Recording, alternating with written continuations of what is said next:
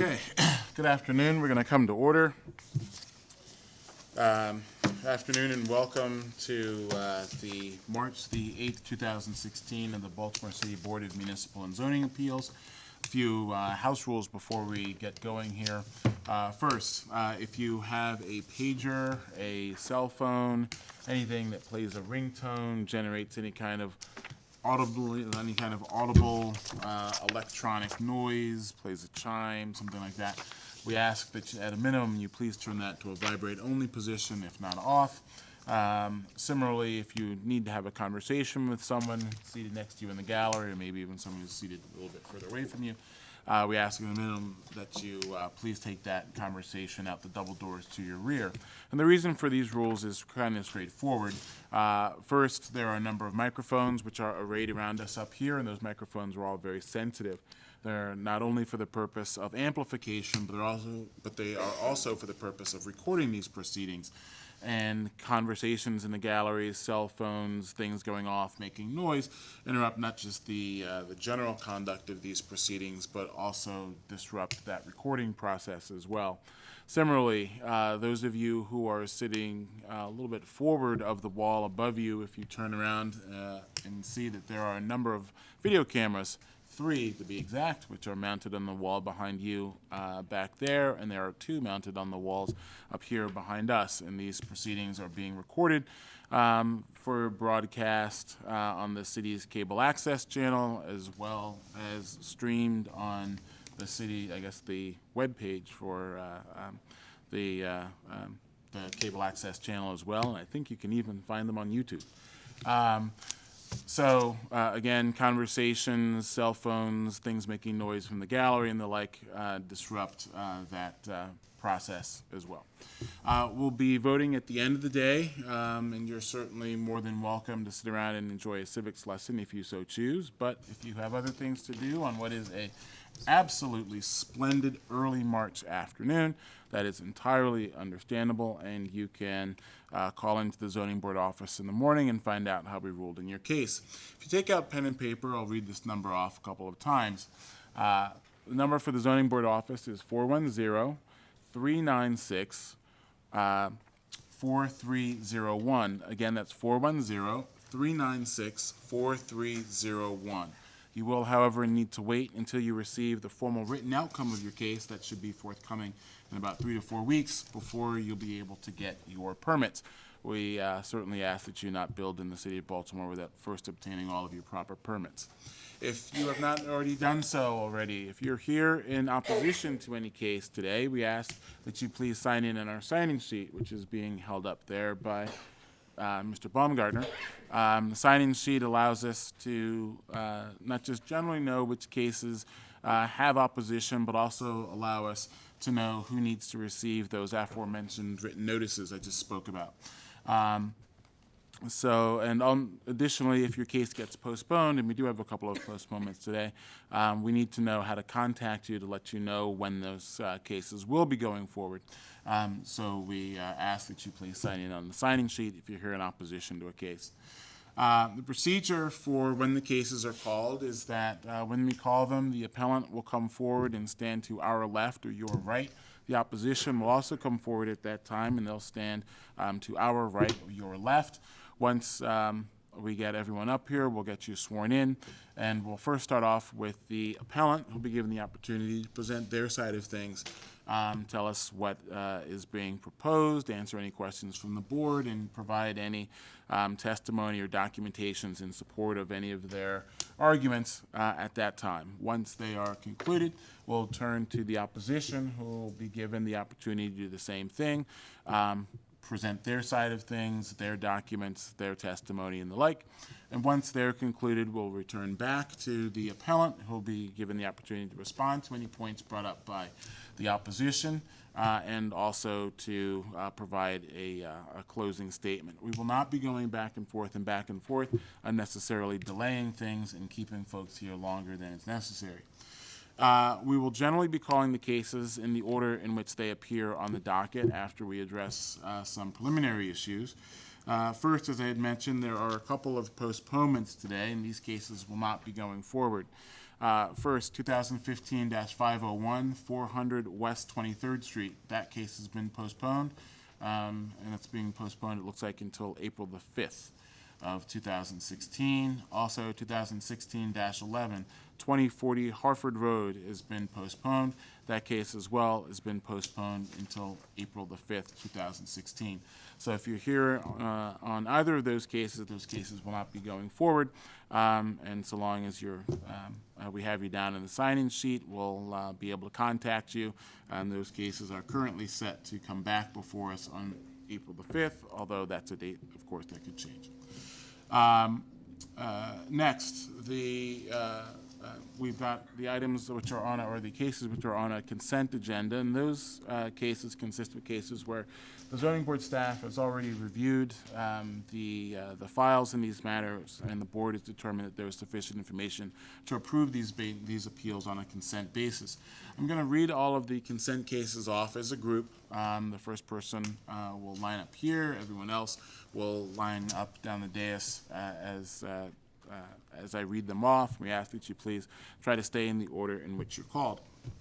Once everyone's up here, we'll get you sworn in, and we'll call each case in turn, and you'll be given the opportunity at that point to add any information you would like to offer to supplement the record at that time.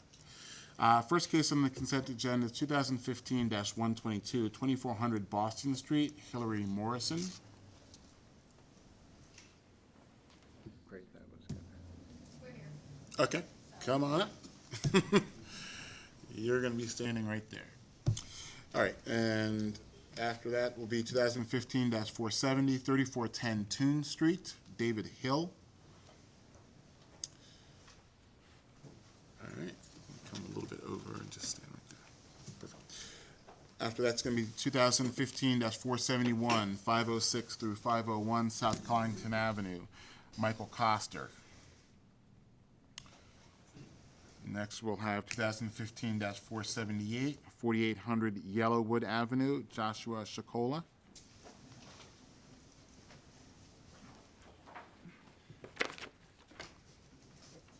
And we'll have 2015-526, 2501 North Charles Street, 2501 Charles LLC.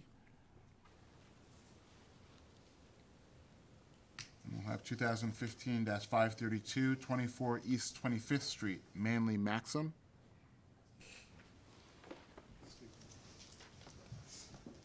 Next, we'll have 2016-13, 4017 Liberty Heights Avenue, Joseph Woolman.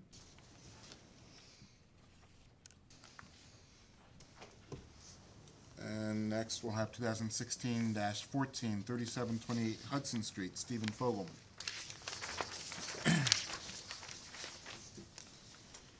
And 2016-17, 3501 Clark's Lane, Herbert Burgunder. And finally, 2016-19, 1131 William Street, Rick Vornador.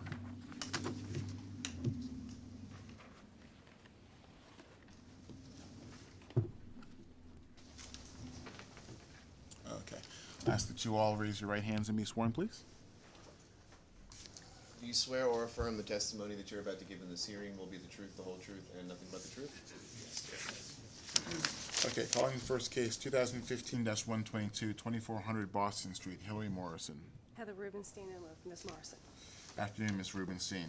We have this as an application to install one rooftop telecom antenna with equipment. Is that correct? Yes, sir. Okay. Mr. Tissot? Yes, sir. Do you have anything for the planning department? We submitted a report back in December. I'm not sure if you've seen that, with a few recommended conditions. No, these are our standard conditions, and you can have that if Thank you'd you. like to. Yes. Mr. Tissot, did you take the oath, by the way?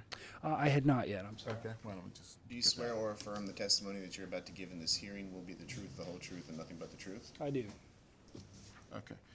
And Ms. Rubenstein, are you amenable to the conditions offered by the planning department? Yes, sir, we are. Okay. Is there anything further you'd like to offer at this time? Not at this time. Okay. Zoning board staff, having previously reviewed your application, we've determined that there is sufficient information to approve your appeal. Thank you. Thanks. Have a good day. You too. Next, 2015-470, 3410 Toon Street, David Hill. Yes, sir. Afternoon, sir. We have this as an application to construct a two-story rear addition with rear and rooftop decks at this location. Is that correct? Yes, sir. Okay. Mr. Tiso, is there anything for the planning department? No, sir. Okay. And do we have any letter, I've got that there's We do have a a letter letter of support from the community association? Toon Street. Were there any conditions associated with that approval, sir? No. Okay. 470. Here's the letter from. Oh, we have a letter from the Canton Community Association indicating that they have reviewed the plans and have not received any concerns from the neighbors and recommends, and they support the application for this request. Okay. And Mr. Hill, is there anything further you would like to offer at this time to supplement the record? No, I just had a question. Yes. The approval letter comes, what, 3 to 4 weeks, you said? Mm-hmm. Okay. Yes. The outcome of your case, you mean? Yes, sir. Yeah, that should be forthcoming in about 3 to 4 weeks. Sometimes it's sooner, but generally that's kind of when they come out. Okay. All right. Anything further? Am I approved? If you have nothing further, then I can say that zoning board staff, having previously reviewed the application, we determined that there is sufficient information to approve your appeal. Thank Good you. luck. Take Thank care. you, sir. Next, 2015-471, 506 through 508 South Collington Avenue, Michael Coster. Yes, sir. Afternoon, Mr. Coster. Afternoon. We have this as an application to construct a new second and third floors with rooftop deck access from stair/elevator penthouse. Is that correct? Correct. Okay. Mr. Tiso, anything from the planning department? No, sir. All right. And Mr. Coster, anything further you would like to offer to supplement the record? No, sir. All right. Zoning board staff, having previously reviewed your case, we've determined there is sufficient information to approve your appeal. Thank you. Good luck. Have a good day. Take care. Next, 2015-478, 4800 Yellowwood Avenue, Joshua Shikola. Afternoon, sir. We have this as an application to install 12 additional rooftop telecom antennas at this address. Is that correct? That's correct. Okay. And Mr. Tiso, anything for the planning department? We submitted a report in January recommending approval with 3 conditions. I'm not sure if you brought a copy. That's that with conditions on the back.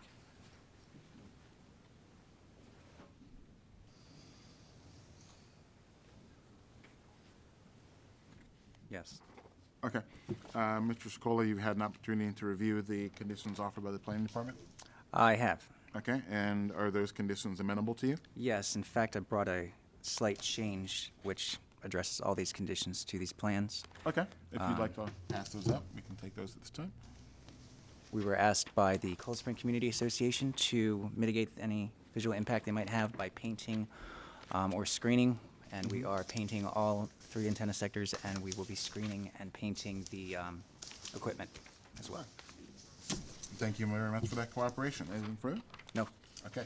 Zoning board staff, having previously reviewed your application, we determined that there is sufficient information to approve your appeal. Thank you. Take care. Good luck. Next, 2015-526, 2501 North Charles Street, 2501 Charles LLC. Hi, I'm Will Bauer, here for the 2501. Afternoon, Mr. Bauer. Hi there.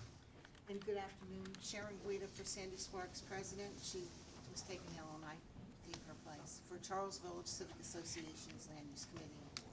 Afternoon, Ms. Guida. Good afternoon.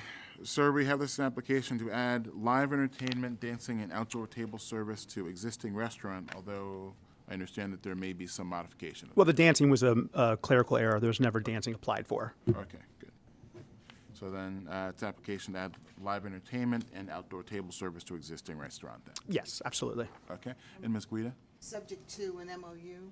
Okay. That was signed on, well, actually, it was before the liquor board on January 28th, 2016. But because of the blizzard and some other kinds of things, not all the signatures were obtained until February 16th. Okay. So I'd like to introduce, as we have with the liquor board, to the BMZA, to the extent the terms of the MOU affect the live entertainment and the outdoor seating. Okay. Which they do. All right. How many copies would you like? There are 4, and I guess we need one more for Mr. Tanner. right, and these would be conditions that would be attached to any approval, I guess, the contemplated approval in this case? Correct, Okay, attached to the permit. gotcha. All right, and sir, is that consistent with your understanding? Oh, yes, everybody signed the agreement previously. Okay. Mr. Tiso, anything for the planning department? Yes, sir. We submitted a report recommending approval with 6 conditions, which I shared with the applicant earlier today, and we have no objection to the modifications requested by the community. Okay. So you're amenable to the conditions offered by the planning department? Absolutely. Okay. Anything further at this time you'd like to offer us up on the record? Thank you. Thank you very much. Sure.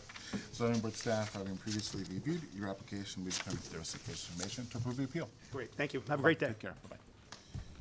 Thank you. Next, 2015-532, 24 East 25th Street, Manly Maxim. Yes, sir. Afternoon, sir. We have this as an application to use as 2 dwelling units and an office. Is that correct? That's correct. Okay, and Ms. Guida? Here for Sharon Guida for the Charles Village Civic Association. We're here just to make sure that the board has received the Charles Village Civic Association's letter of support for this application. Okay. And do we have those? Do we have that in the file? No, No? Okay, we can take that. I did not get that one. There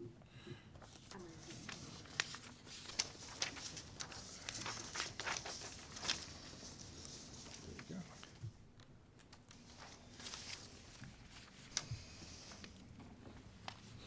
Just taking a quick look at this. It doesn't look like there are conditions which are attached to your approval, Ms. Guida?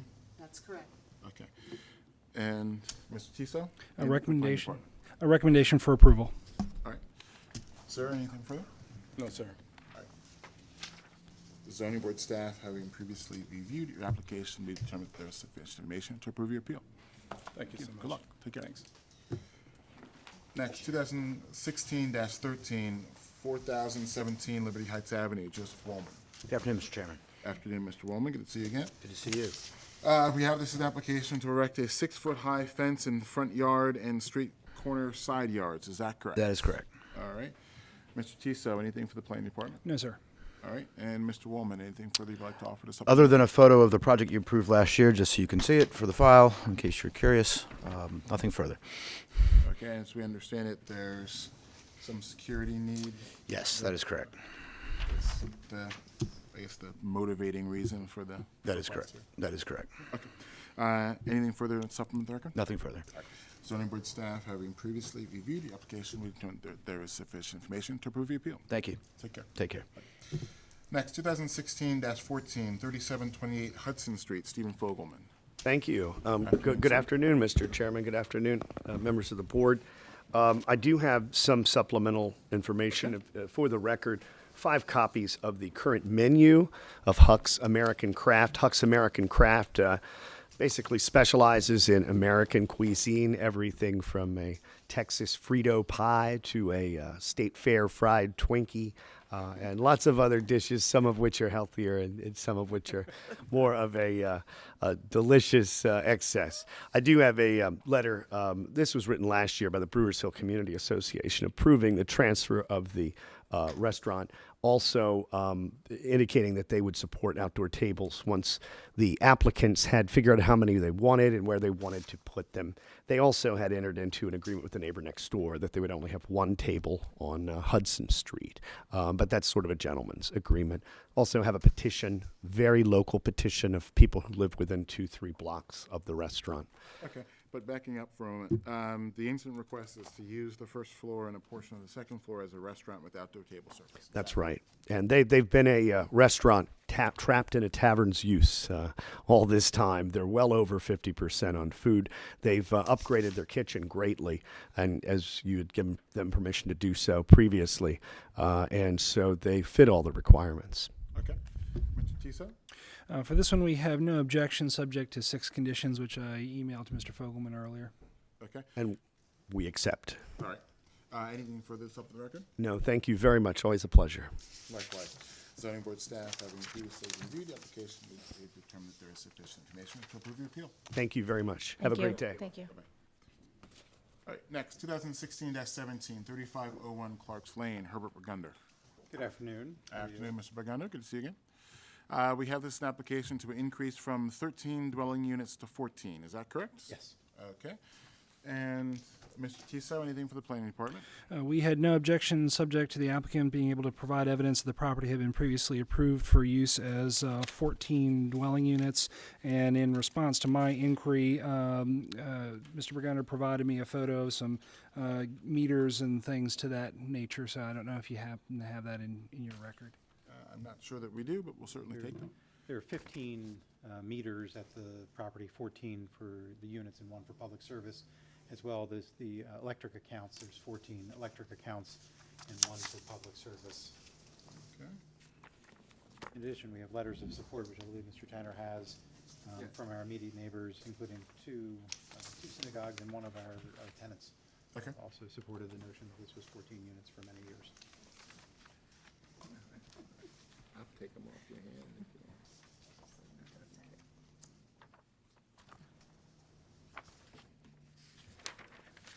Okay.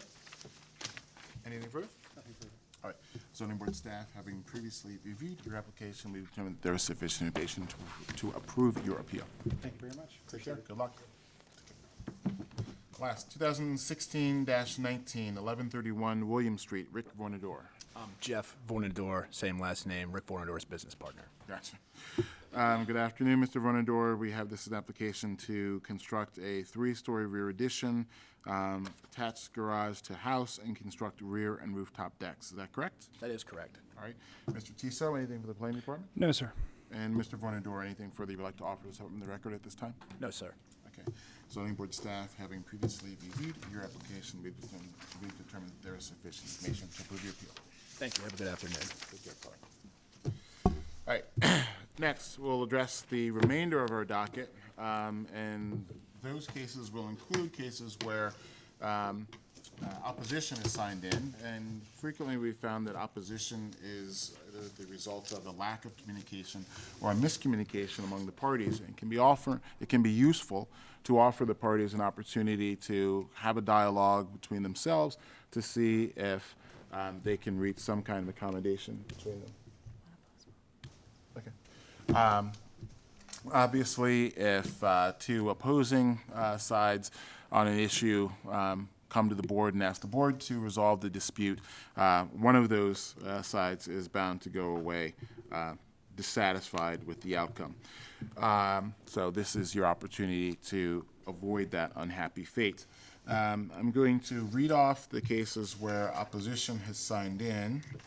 We've got one more postponement request, 2015-482, 3411 Greenmount Avenue. That case, I understand, is being postponed. So if you are here on that case today, it will not be going forward. Ma'am? Okay. All right, so if you're here on that case, it won't be going forward today, so long as you've signed in, and we do have indication that at least one person signed in that case. We will let you know when the case will be going forward, but it will not be going forward today. All right, the remaining cases with opposition are, I guess when I read them off, you can just stand where you are. I'll ask if there's been any dialogue between the parties, and if the parties would like to either have a discussion or continue their discussions at this time. While you're certainly not obligated to take that opportunity to speak with the other side, it certainly is encouraged and appreciated. 2016-16, 1019 Binney Street, Brian Dick. Okay, and who else is here on that case? Mr. Dick has I'm the not, opposition. Mr. Dick is. we haven't Okay. heard from him yet. Okay, have a seat, and we'll see what happens. Can I request a postponement? I work upstairs for Councilman Kraft's office, and I've been trying to get in touch with the applicant I called him yesterday, spoke to him last week. There's a lot of information that he hasn't shared with us or with the neighbor next door. And we'd really like for this to be postponed so that we can speak to him and get this all sorted out and get the accurate information that he's not providing our office. Okay, so you can come on forward. All right, your name again, ma'am? My name is Emily Sherman. I work for Councilman Kraft. Okay. So the process would go like this. As of right now, the applicant isn't here. we would call the cases in turn. Right now, we're actually like a little bit over an hour past when he was supposed to be here, so we might actually move this one up in the line. Our usual procedure would be if the applicant is not here when their case is called. In most cases, the case gets dismissed at that point in time. Now, there's a request for postponement, and if that's all you're requesting, I guess we can. Well, clearly, if he's not here by the time the case is called, it's not getting heard today. So there's your postponement. But it just goes a little bit further where, I mean, we haven't, has there been any kind of discussion with him at all? No, he would have to explain why he wasn't Wasn't here here, before yeah. we put it back on the docket. That's right. So functionally, if he does not appear by the time I get to him in line, then the case is going to get postponed either way, possibly dismissed, depending on. If he does appear and I go back upstairs to my office and don't get, I'll watch it upstairs, but if I don't get back down time to testify, would you approve it if I don't get, or could you if postpone it based on the fact that I'm here on time? Well, He's not. if you leave and he arrives before the case is called, what we would do at that point is make him aware of the fact that there's someone who has signed in in opposition who would like to speak with him. So we would push it down in the line at that Okay. point so that you could attend. Okay. And at that point, typically, postponements are at the discretion of the applicant, whether they want to ask for one or not.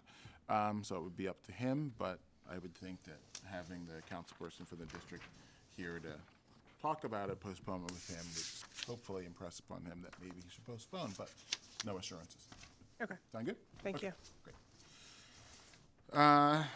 Next case with opposition is 2016-18, 1323 Utah Place, Ben Frederick. Okay, who signed in that case? Howard. Okay, and have you folks had an opportunity to talk? We have. Okay. Would you like to continue to talk? Have you worked anything out? Okay, have a seat and we'll call you in turn. Just a heads up, you're kind of down on the list, so you've got some time if maybe you wanted to talk. All right, first case on the docket is 2015-386, 4108 Montana Avenue, Rita Foose.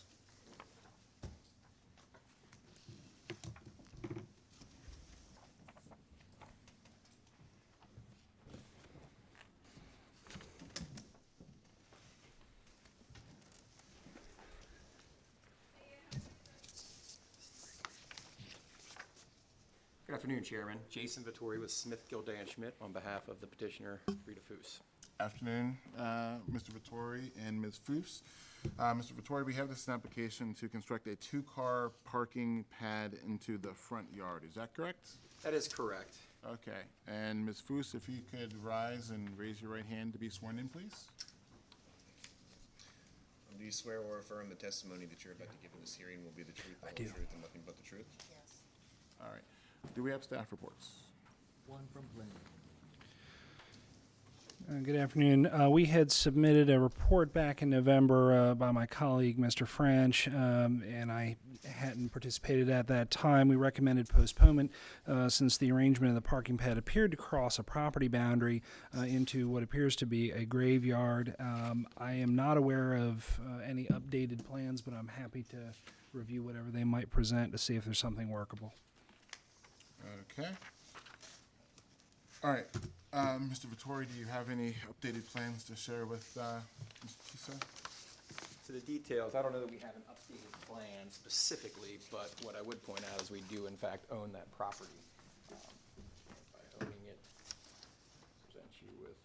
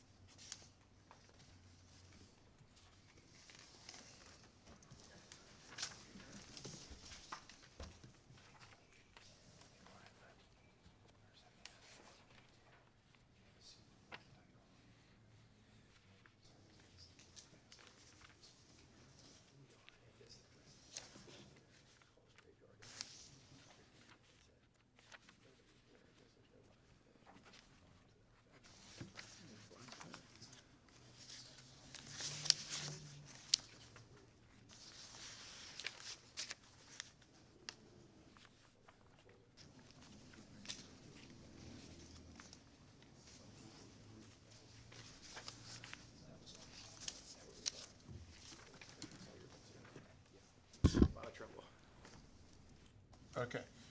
Mr. Vittori, you just had a conversation with Mr. Tiso. You read any resolutions?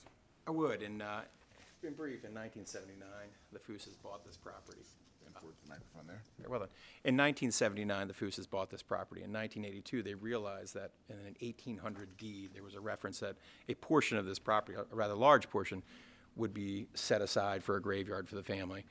In 1982, they went to court and ultimately had the court order that there in fact was no graveyard. They did all the due diligence and quieted title here that the Fooses in fact own this.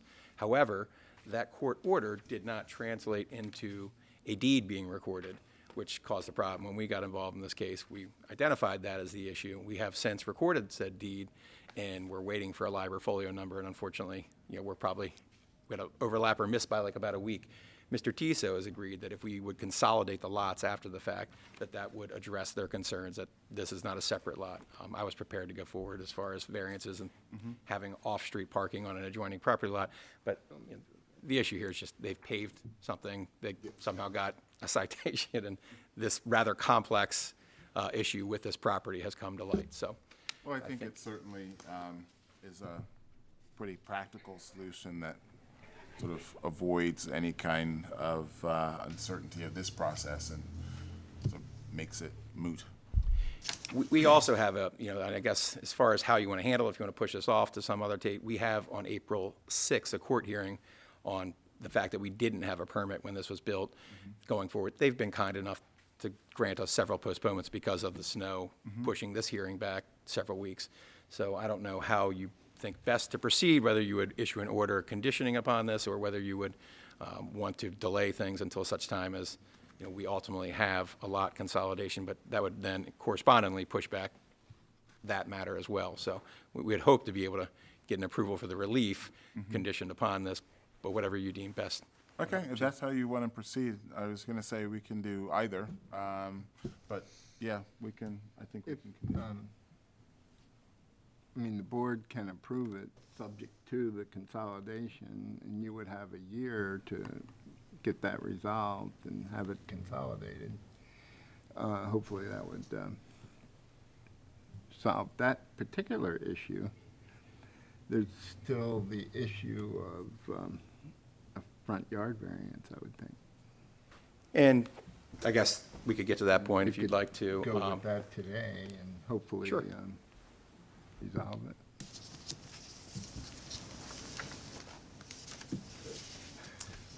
Towards that end, would you be amenable to me proffering some testimony or just go ahead? Yes. Okay, I think this might expedite things, and I'm certainly trying to do so.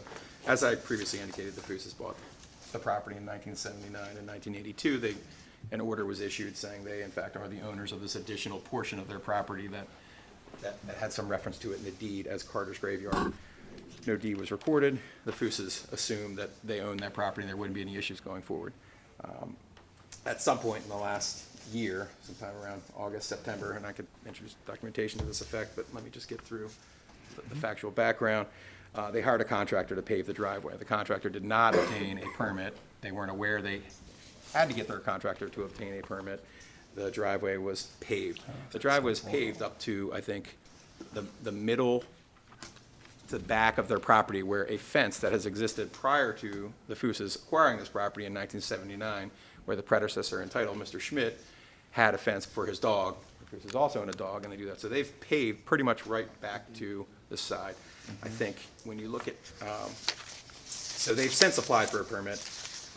They've hired a title company to record the deed. That's been done. They've got several letters of support that I'd be happy to put in from neighbors who are happy to have this off. If you look at where the property is located, to the west of them is Hilltop. Hilltop is appropriately named because you have to drive up a hill to get to the hilltop. And with that, and ice and snow, you have cars kind of sliding back into this. So getting cars off the street where it's been rather crowded makes sense for folks. Obviously, they want to have room for this. They also previously had a curb cut and room for one space that was here. And I think there's a provision, if you look at the purpose clause for Title 10, which is the off-street parking regulations, it's to encourage off-street parking to take place. So when somebody such as the Fooses go and try and build parking to alleviate the overburdened parking on the street in a neighborhood, we hope they support it. There's also a provision in that same section, which I believe is 10-204 of the ZCBC, that says if you had a prior parking space or something, they discourage you from getting rid of it at any point. And that had to do in this, while they acquired the property in 1979, certainly can't personally vouch for whether it was there in 1971. If called to testify, Mrs. Foos would say she, in fact, that it was pretty worn down and clearly had existed for over decades, and that was her understanding from the predecessor in title. So if it's a matter of a pre-existing condition would be an argument in addition to whether we actually need a variance and the property is unique. Certainly, we think the property is unique because there is this deed provision about a graveyard and the orientation of things. There is the prior existing fence that pushes us, albeit to the middle, if that's what people consider to be the yard that's being designated here. As far as the off-street parking, we would argue that it's actually in the side yard, not in the front yard. So there is no reason to be granted a relief. However, if you do apply the principal dwelling setback of 25 feet, we're not contesting the fact that it is 9 feet from the front property line, the street line there. So in fact, they would need to get a variance if the property is found to be unique, and a hardship would be created. Obviously, having tried to replicate where this parking lot was, we think the conditions exist for that to be the case. Okay. How'd they settle on the location of it there in the front yard, as opposed to maybe somewhere there on the, coming off of Benton Heights Avenue, a little bit further back? While it had nothing to do with the zoning, as I said, and when they bought the property in 1979, there was actually a curb cut there. There was no curb. You could drive up, and they have parked there. It got muddy over the last 30 years or however long it's been. You can see it, okay. And, as far as that goes, it was clear at that time that it had been there for in excess of a decade, if not longer. It was overgrown, and it was there. But she measured it out that it was an 8.5-foot strip, which it is still presently, and it was about 9 feet back from the property line. We've added additional, square footage, whatever, to the area to make it a larger parking lot, so she and her husband, who doesn't get around so well, can be closer to their house. I would add that the zoning regulations indicate that you should be on the interior lot side, and while they are on the corner with Hillside, that is the interior side where they park. So whether, it was precipitous of them to have used that side, that is in fact, they just used whatever was already there. It seemed like it would be less expensive for them to dig things up and pave that area, but it actually works out that the zoning regulations encourage you to put it on that side. Okay. All right. Questions? Thank you. Thank you.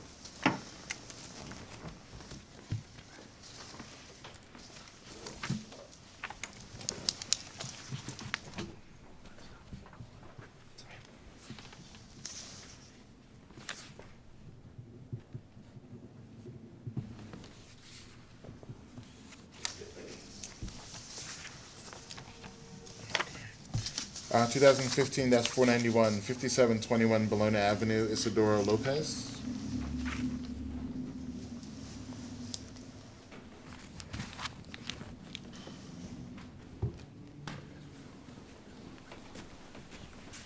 Good afternoon. Afternoon. Sir? Michael McCann on behalf of the property owner, Mr. Lopez. Okay. All right, Mr. McCann, we have this as application to construct a one-story detached garage/workshop in the rear yard of a single-family detached dwelling. Is that correct? That is correct. Okay. All those giving testimony, raise their hands and be sworn, please. Do you swear or affirm the testimony that you're about to give in this hearing will be the truth, the whole truth, and nothing but the truth? I do. All right, grab staff reports. Yes. We have received 2 letters from the residents next door at 5721 Bologna and 5719 and 5725 Bologna. They indicate that the owner has shared their plans, his plans, to build a one-story garage in the rear of the property. They do not say if they're for or against it. That is the end of staff reports. Anything for the planning department? Yes, sir. Okay. All right, Mr. McCann? Yeah, on that point, Mr. Chairman, if I could, as he just pointed out, the letters that Mr. Lopez originally submitted from his neighbors said that they had just reviewed the plan. We now have, I said, that's not going to do, Mr. Lopez. That doesn't really mean much to the board. So I do have an original one. and some copies as well of those same two letters where these folks actually say, we're okay with the detached garage. Okay. So if I could introduce that. Sure. If members of the board want to see copies, I'd be happy to pass those out. Those are the originals. We can put those in the record, and Okay, great.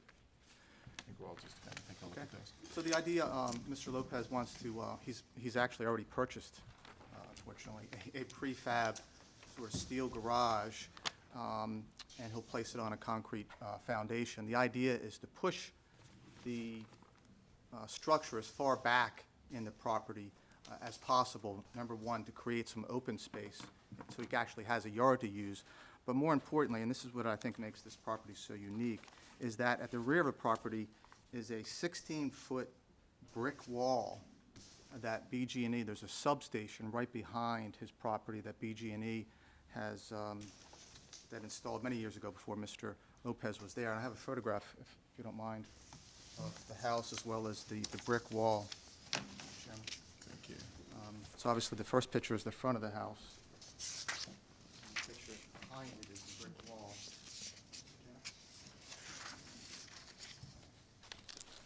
Big wall. It is a big wall. That's the second photograph, and then the third photograph is what is immediately beyond that wall, the BG&E substation. So, as I said, the idea is, in terms of where the garage is located, is to push it as far back as possible to maintain the open space and to sort of take advantage of what, sort of the enclosed area back there. And what he wants to use the garage for simply is to store stuff. He's got a two-story house that has no basement, no attic. He lives with two, sometimes three children. The oldest is grown. And he just simply needs more room to store things. And also, frankly, he has, between the three of them, the four of them rather, they have 4 cars. So he wants to store a car or two, perhaps, in the garage itself. So that's pretty much what he wants to use it for. And as I said, I think we are dealing here with a rear setback problem, 25 feet from the rear property line. And I think given the wall there, you know, the purpose of the setback is obviously to protect those behind his property. And there's no one behind other than a BGE substation and a large brick wall. So I think the purpose, at least of the rear yard setback, would not be served by forcing this gentleman to keep out of that 25-foot. In fact, I think he's doing more benefit to this property and to the property, the value of his property, to sort of maintain some open space there. So that's essentially it. If there's any questions the board has, we're certainly willing to answer them. Do you have anything to add, Mr. Lopez? No.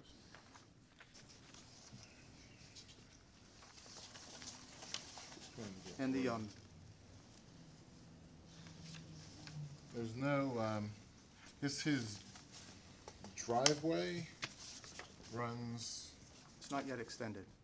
okay, It's going to be extended if the board, of course, All right. grants approval. That would be the idea, to extend the driveway, to keep the cars in the back, for safety reasons, among others.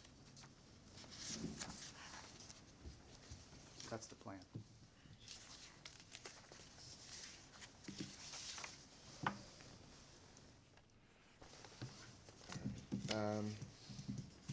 so the purpose is just gonna be purely for storage? Correct.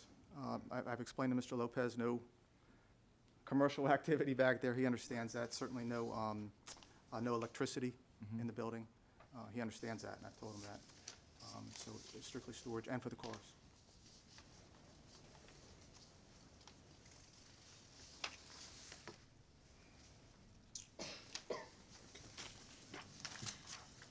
Okay. All right, thank you. Thank you. Have a nice day, everyone.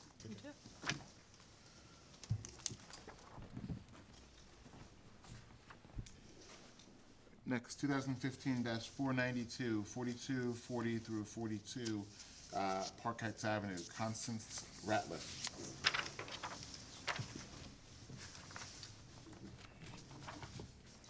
Afternoon, Ms. Ratliff. Good afternoon. All right, we have this as an application to use the entire premises as a 100-seat church with parsonage. Is that correct? Okay. Ma'am, if you can raise your right hand to be sworn, please. Do you swear or affirm the testimony that you're about to give in this hearing will be the truth, the whole truth, and nothing but the truth? Yes. All right, do we have staff reports? I have nothing. Mr. Kiesel? Okay. All right, Ms. Ratliff, why don't you tell us what is being proposed here? September 18, 2015, an automobile hit the building. We've been there since '84. We've occupied that building. It's owned by the St. James Apostolic Faith Church. And we've been there since '84. And this car hit the building and demolished the front.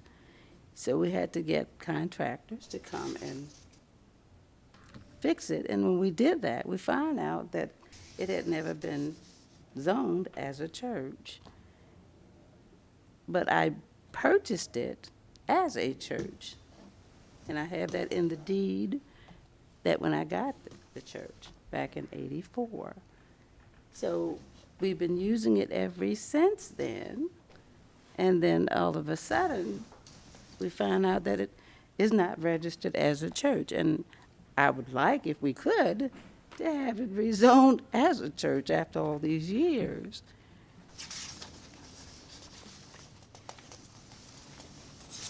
I've got pictures, I've got everything, and that was really a surprise to find out, because when I purchased it as a church.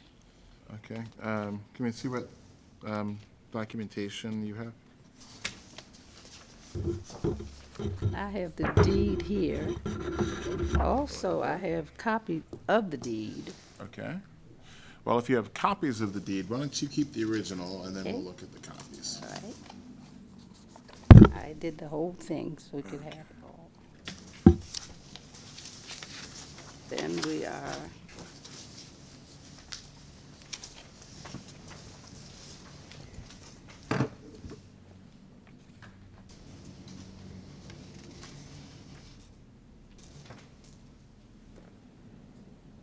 we purchased at public auction.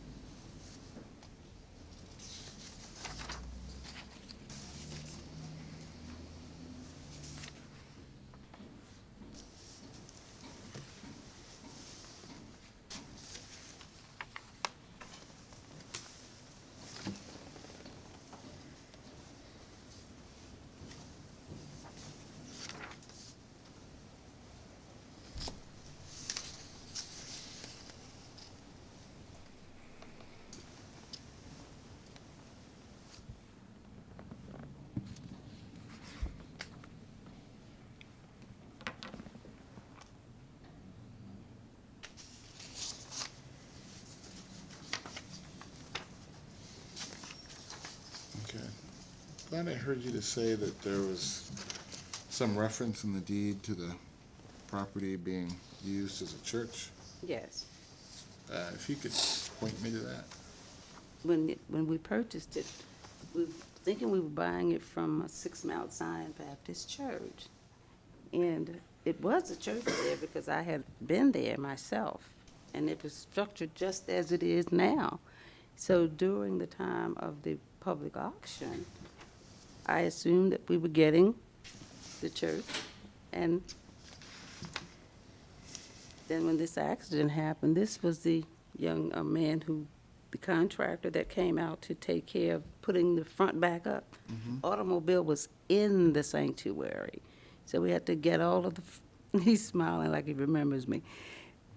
Well, but I have no reason to doubt what you're saying. Thank you, sir. The record kind of supports it also. Yes, right. It's just that Mount Zion never got a permit. I didn't know that. And so, going back as far as 1973, there was applications for church. but they never followed through to the end. I was going to ask, what do we have in the way of a record on that? Is it just an application? Just the previous appeals, Appeal 41073 to alter and use building as a church, and that was dismissed. Most likely because the applicant didn't show up at the hearing. That's just speculation on my part. But then in 74, there was an application to file to use as a 100-seat church, and it was never perfected. So, Was there any approval generated, or? no, we never got that far. But I have no reason to doubt that it hasn't been used that way since 1974. Just a matter of the record not supporting it with a permit. That's right. Okay. So, I guess the issue here is you're in an R6 zoning district. And the minimum lot area for that zoning district is 10,000 square feet. That is the minimum lot area required for a church. The lot area is the total amount of square footage within the lot. So it's not you don't figure in the space of, can we keep this in the record, by the way? It's not, you don't count in the space of the building and that kind of stuff. It's just really how much space does the land itself contain. Yours contains just under 3,000, 2,972. The board does have the ability to grant a variance of that requirement, but there's a limit. The limit that we're capped at is 50% variance, so that is we're allowed to reduce that requirement to 50% of the required 10,000 feet. Obviously, that's 5,000 square feet. That still leaves you short. You would need a reduction of about 70%, which is beyond our authority. What if we had a parking pad as well? We were able to support cars, would that be a part? Sir, you're not recognized, nor were you sworn in. Yes, sir. But if you would like to speak, you can stand and be sworn in, and then we It's can. okay. Would that be all right, Mr. Allen? Yeah, we have someone that says that they would Sorry to have a interject. parking That's lot. okay, sir. If you can This is raise, the contractor. okay. Sir, if you can raise your hand and be sworn, please. Do you swear or affirm the testimony you're about to give in this hearing will be the truth, the whole truth, and nothing but the truth? I do. Okay. State your name for the record, sir. Wade Lingenfelter, Maryland Bay Construction, sir. All right. Wade, Lingenfelter. spell. Lingenfelter. All right. Sir, you were just, you'd made a comment? Yes, sir. We found, I understand the 10,000 square feet and the 50% reduction, certainly understandable. We have a situation where, in short, it sounds like the gentleman to the left there has a pretty good understanding of what's going on. That's helpful. Because we pulled the correct permits, it brought this up to this position where we're at now. We ran into a situation with helping Ms. Ratliff that there may be a situation considered if we had a parking pad, if we were able to rent a parking space, a large parking space. Would that be considered a part of your 10,000 square feet? If we were able to include it with showing documentation, I'm renting from this gentleman here, his parking, and the pads and so forth. Don't think so. Because unless the lot was contiguous, so that you could say that this lot had X amount of square footage, if it's the parking requirement would be separate. So, I think that it's the other issue associated with this case is the parking requirement, and there is a provision that would allow recognition of off-site parking so not just off-street but off-site parking, so long as it was within a certain radius of the principal property location. And you'd be able to count those parking spaces towards your requirement. There are some other different requirements that would have to go along with it. But this is a problem that arises before you even get to the parking requirement, which is just simply, what's the required square footage for the use, and how much square footage do you have, and what's the size variance that you're asking for. If it helps, she lives there, and has resided there. This is not only a church, but her home. Mm-hmm. So this puts a serious crimp in a lot of situations on a practicality of 20 years ago. Sure. What I think, I see that this was already postponed from the 26th. Yes, during the blizzard. And I'm I so thought glad I that was date there, looked too. familiar. But what might be useful would be, that is, if you wanted to, what might be useful would be to take a postponement of your case and see if you can't work with Mr. Tanner to see if you can come up with either some other records to dig a little bit more into the property history that's out there. This is, obviously, it's a long-time use at the location. And so there may be something in the record that we're missing, and I think that that might be worthwhile. So, having said that, would that be something you'd be interested in? Whatever we need to do to keep me in my building. Okay. Whatever that can be done. Okay, so 2015-492, 4240 through 4242 Park Heights Avenue is postponed.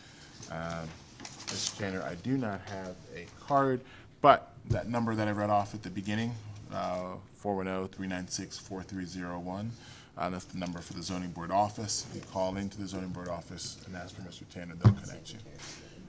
Okay?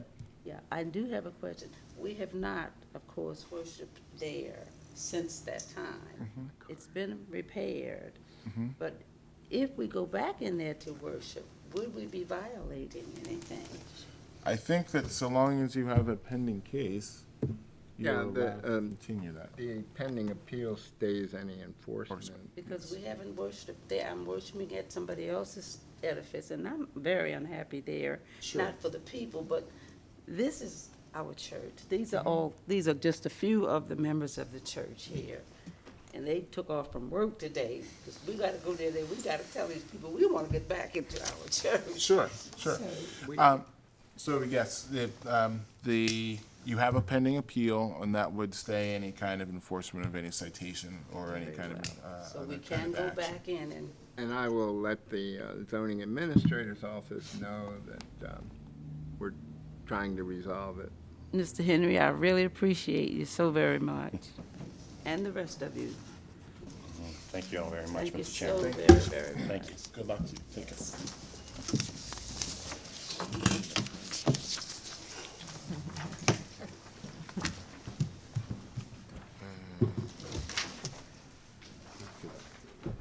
Some permits for something.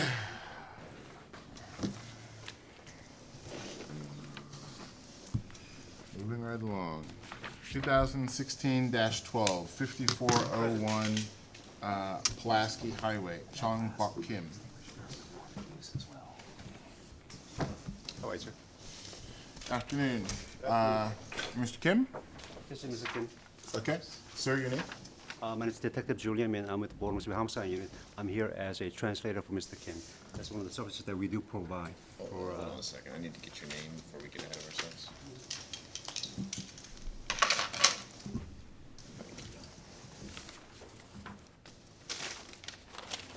Okay. And your name again, sir?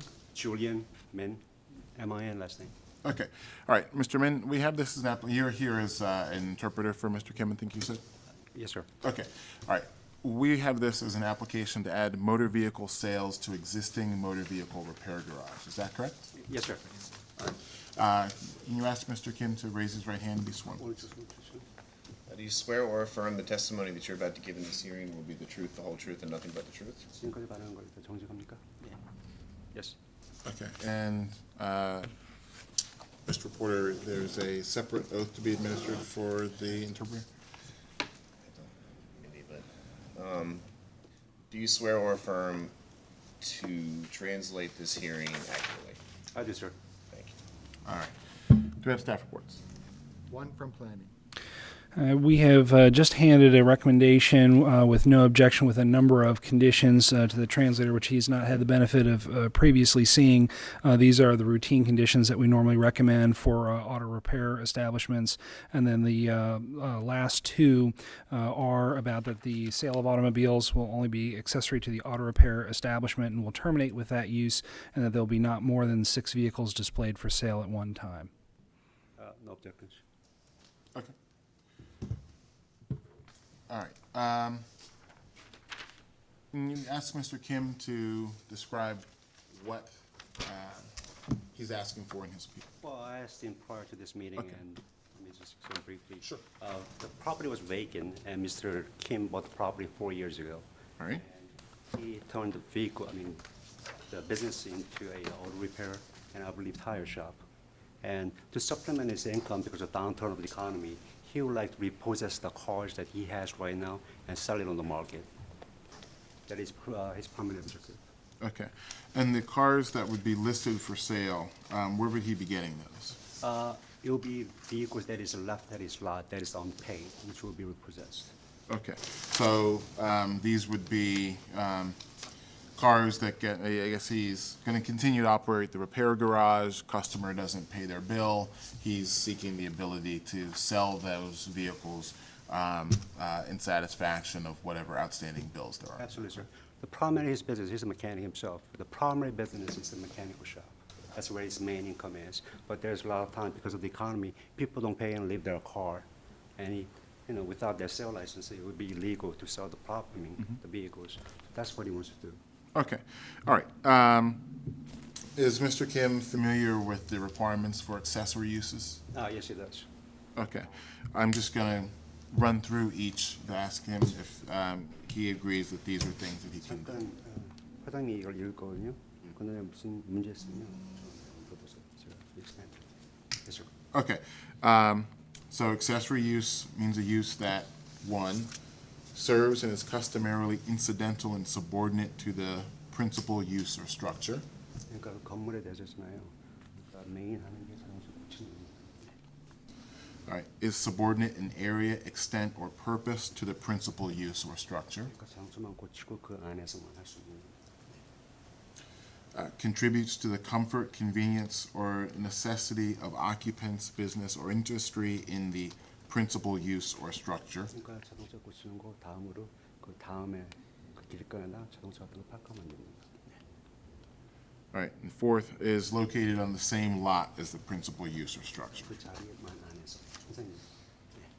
Okay. Is he able to satisfy all of those? Yes, sir. Yes. Okay. Any questions? No. All right. Thank you, gentlemen. Thank you very much, sir.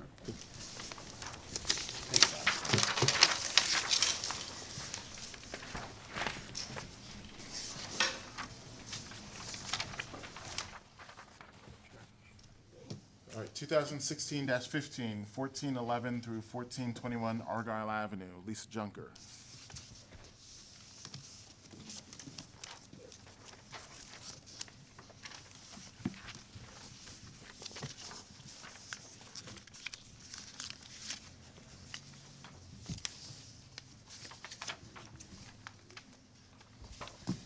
Afternoon, Ms. Junker.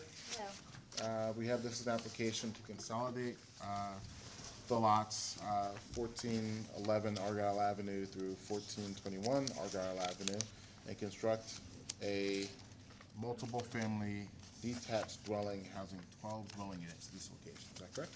Yes. All right. Can all those giving testimony raise their hands and be sworn, please? Do you swear or affirm the testimony that you're about to give in this hearing will be the truth, the whole truth, and nothing but the truth? Yes. Do we have staff reports? We have a report from planning. Our report is of no objection to the appeal, subject to the approval of the site plan by the Department of Planning. Okay, Ms. Junker. How are you? Hey. why don't you tell us a bit about what your client is proposing here? Okay, our client, the client is proposing to construct, two-story, multifamily detached dwelling to house 12 dwelling units to place previously homeless occupants into these homes, because they have successfully completed basically transitional services, training, guidance, and they are determined to be eligible for the next step, which would be permanent occupancy.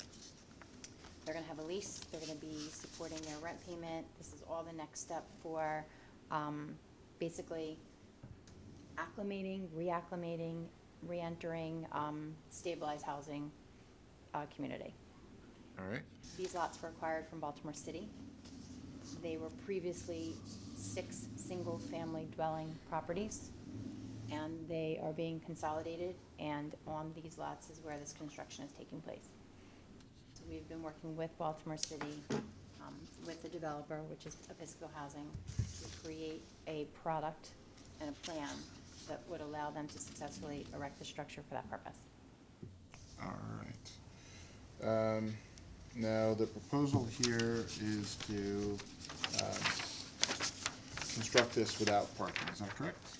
That is correct. No parking has existed, no parking can exist. And I'll explain why the no parking can exist. I was going to ask, why don't you elaborate on that? I knew it. I have my notes. There are several impediments to parking. One, the property's landlocked. So that creates an obstacle to getting parking to the rear of the site. 2, there's all on-street parking, which means to create parking access requires a curb cut. Parking doesn't mind them if the ratio is greater to the number of spots created off-site than we're taking away on-site. However, to provide access to parking in the rear of the property, since you can't have parking in the front of the property, requires all the allocated green space that has been created to therefore become a driving parkway access. Okay. And actually, the gentleman who was here, Andrew Thomas, his concern was that this space was once originally supposed to be part of Adopt a Lot program. And so after discussion with Shannon Snow, he was thrilled to find out that this proposed area was going to remain as predominantly green space. And if we're now forced to provide this parking in the rear, we take away the green space that was once formerly allocated as an Adopt a Lot property and creating a driveway aisle. Okay. So the uniqueness is the site conditions that they did not create. Therefore, the undue hardship.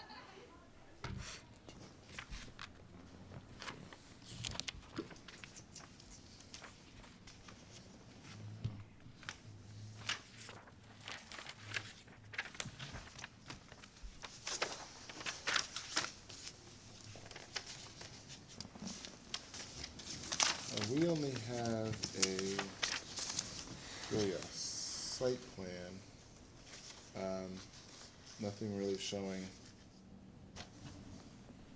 At the time of application, there was not really a preliminary proposed design. None of the design features were triggering any of the variances. Yeah. Just the site conditions with the parking to therefore, but we do have something we can show, but not anything we can leave. Okay. From the elevation. Only because it's the individual copy and it's not finalized. Sure. I just wanted to get a sense of the. It's complementary to the community. Okay. In fact, what's remaining there actually are 3 stories, and this is not in, that's 2 stories. And it's not in conflict with that, and it's not as elaborate as what's existing. Have you seen that, Mr. Keith? I have been working with them. We had a pre-development meeting earlier to discuss the general layout, and I agree in order to provide parking in the back, it would take away virtually all of the open space that is there. If you're looking at an aerial, I believe it appears that there's a parking lot in the back. That is a property that's owned by somebody else. It's not a right-of-way. So we will continue to work with them. Unfortunately, I'm shorthanded and pulled in multiple directions. The best I could do is recommend no objection, subject to dealing with it at a later time. I don't think this will need the full site plan review committee review. I believe we can do this as a staff level review at planning. Okay. Great. Anything further? No. Any questions? Nope. All right. Thank you very much. Thank you very much.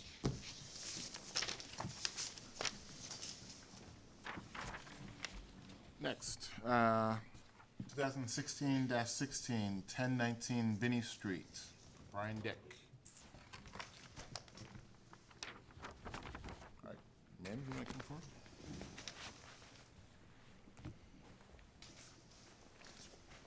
Okay, ma'am, your name for the record again? Hi, Emily Sherman from Councilman Kraft's office. Okay. Ms. Sherman, as we had discussed previously, we've gotten to this part of the docket. We've called the case. There's no applicant who's appeared in support of the case. So right now we'll be checking with the applicant to ascertain why he is not here and chosen not to attend. But certainly the case will be, well, preliminarily, certainly it's postponed for all practical purposes, but it is potentially also dismissed, depending upon whatever the reason is for the absence. And I spoke to the councilman since last time I was down here, and he would support it being dismissed because the applicant hasn't showed up. I think. Okay. Okay. Thank you. Thank you. Take care, Mr.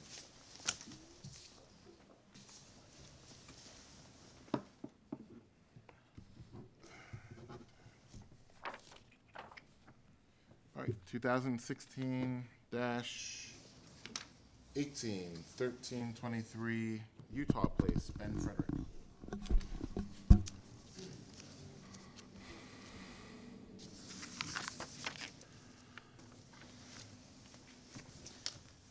Afternoon. Are you Mr. Frederick? Yes, I am. Okay, sir, we have this as an application to increase from 4 dwelling units to 6 dwelling units with 2 off-street parking spaces as and used as a multiple family attached dwelling. Is that correct? Yes. All right. While those giving testimony, can you raise their hands and be sworn, please? You swear or affirm the testimony that you're about to give in this hearing will be the truth, the whole truth, and nothing but the truth? I do. All right. We have staff reports.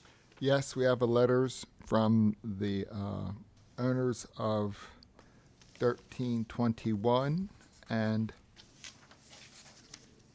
1323, indicating that we believe that the net effect of this change is positive for the neighborhood and a change that we can support. Next, we have a letter from the Mount Royal Improvement Association. They write that they recognize the Neighborhood Association for Bolton Hill and, having considered an application to create 6 apartments at the above address, wishes to go on record as opposing the application. The zoning committee of our association has met with the owner and reviewed his plans. Their conclusion, by unanimous vote, was to support the current zoning ordinance. They found nothing about this building to make it significantly different from other buildings in the same zoning district on the same street, and no reason to believe that the ordinary operation of the zoning code would cause undue hardship for this owner. We've received a letter from Councilperson Eric Costello. He writes to join the Mount Royal Improvement Association, the community association of record for Bolton Hill, in their opposition to the application to create 6 apartments. Under the current zoning, the property qualifies as 5 units, so the owner has room to create 1 more dwelling unit, not 2. For many years, the association has consistently positioned itself against the creation of additional rental units in neighboring houses. This steadfast policy has maintained a balance of uses, density, and parking that make Bolton Hill such a pleasant place to live. In this situation, the association supports the current zoning code that allows the owner to increase the property from 4 units to 5 units. And then we have planning's report.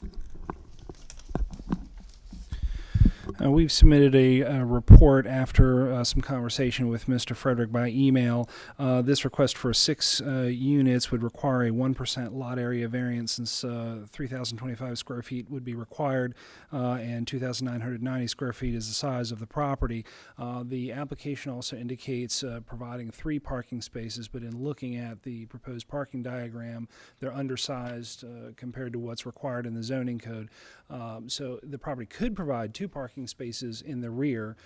For every 2 dwelling units, you have to provide 1 parking space. So for 5 or 6,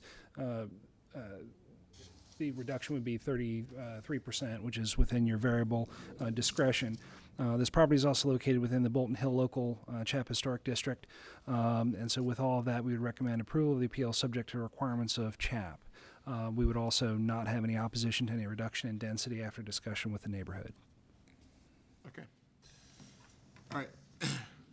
Mr. Frederick. Good afternoon. Just wanted to pass these out if I could to the members of the board.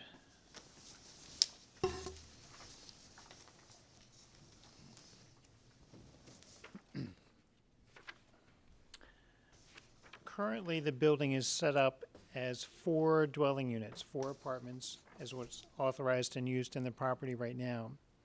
The property recently experienced a fire, and the owner's going through the process of renovating the property. He has to renovate it.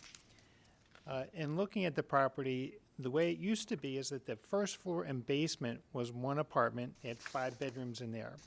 A 5-bedroom, 2-story apartment like that is going to attract undergrad MICA students only. That's pretty much what your market is limited to. The 3rd floor apartment is a 3-bedroom apartment. Again, a 3-bedroom apartment in Bolton Hill, 2 blocks away from campus, is going to attract primarily undergrad college students. We can keep it that way and continue to rent it that way, and that would be fine. But in talking with the owner, and he hired me as his consultant, we said, you know, if you were able to get smaller units, you'd be able to attract a higher quality tenant, which would benefit the neighborhood. And so really, our bedroom count, if you look on the first page, we're reducing the number of bedrooms in the building by 2. So we're going from 10 bedrooms down to 8 bedrooms. So we're really reducing density from that perspective of the property. The variance we're asking for in lot area is only 35 square feet. 35 square feet is the only variance that we are asking for. I totally understand and I respect the Bolton Hill Association's, you know, their position is they don't want to give a variance of 1 square foot, because if they do it for me, they've got to do it for everybody else. I totally understand their position, I understand their philosophy, and I respect that, and that's why there really isn't any dispute about that. We're only asking for 35 square feet. We're really trying to do something that's going to improve and benefit the neighborhood. Now, another option that we considered was that we can take the 2 units on the 3rd floor and I can classify those as efficiency apartments. They would be quite large, okay? But we cannot have a separate bedroom and just rent it as 1 big room. We can have a kitchen area with no stove, and it will qualify as an efficiency unit, and we would meet the lot area requirements for 4 dwelling units and 2 efficiency units. There would be no question. We meet the lot area requirements and we meet the parking requirements. But again, I'm looking for quality. I'm a resident of Baltimore City. I've lived here all my life. I own buildings in the area. I want to see the best possible outcome for everybody involved. And I think that having the 2 1-bedroom apartments on the 3rd floor, again, would be a nicer development. It would attract a higher quality clientele, which would benefit the neighborhood association and would benefit everybody. And so we're just asking for a 35 square foot variance on the lot area requirement. Okay. Whether you're asking for a 1-foot variance or a 35-foot variance or a 5,000-foot variance, the standard applicable that the board is bound by is the same. And those, as you're likely familiar, are found in 15 to 18 and 15 to 19. So how would you set forth your argument for a variance in light of those provisions within the code? Our argument is that the building to the left is 5 apartments, the building to the right is 7 apartments. It's totally consistent with the other uses of properties on this block. They're all multifamily buildings on this block. It's a big building. You know, if you look at the building, if you look at the aerial photos of the building and the photographs I provided, you can see it's just a big building on that little lot. And it's just reasonable to be able to have the number of apartments that we're asking for. Okay. Anything further? No. Okay. Sir? My name is Stephen Howard. I'm the president of the Mount Royal Improvement Association. I'm the author of one of the letters. And for clarification, you said there were 2 letters in support, one from 1323 Utah? Is that what I heard? Yes. And that's the applicant? It should be from the Brockmans at 1325. And the Brockmans at this one, 1325, and Friedman.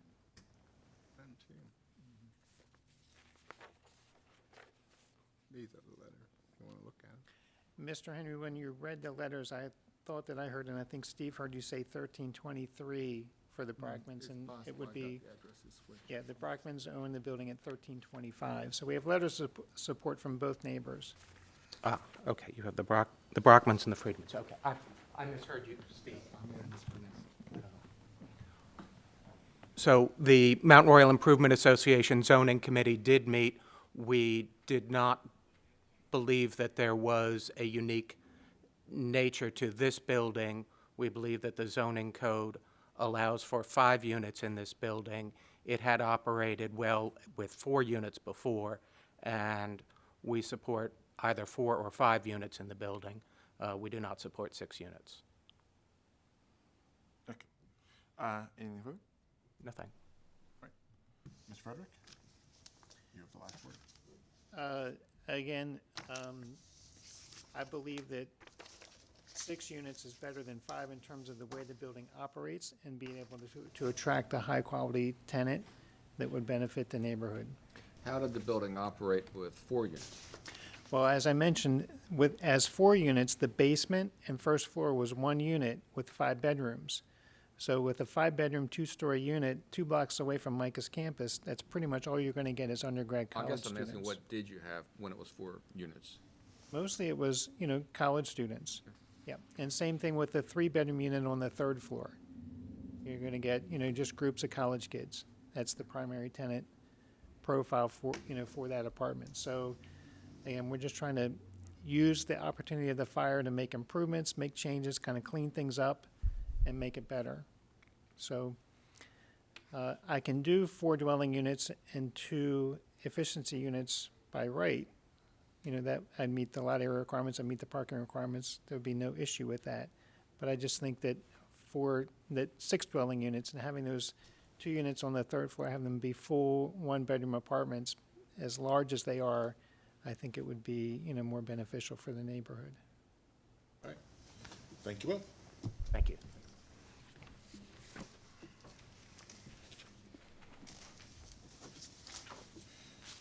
Next, 2016-20, 411 Warren Avenue, Stephen Rosenthal.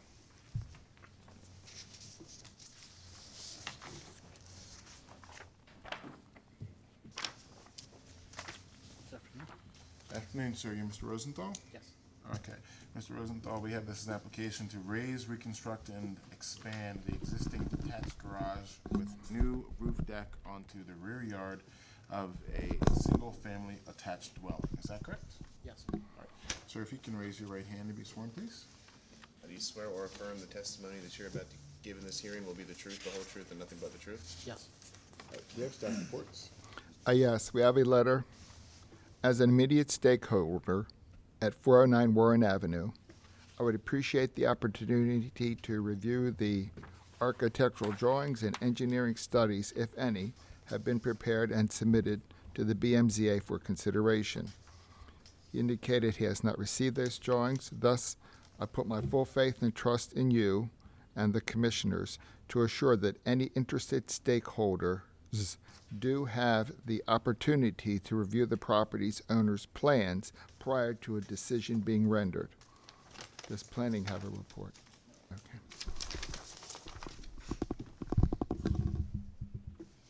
I got that letter this morning, so I didn't have time to convey that to the applicant. Okay. All right. Sir, I guess you heard the request made of your neighbor to postpone the case so that they can discuss the plans with you. It sounds like there's been not a lot of communication that's gone on there.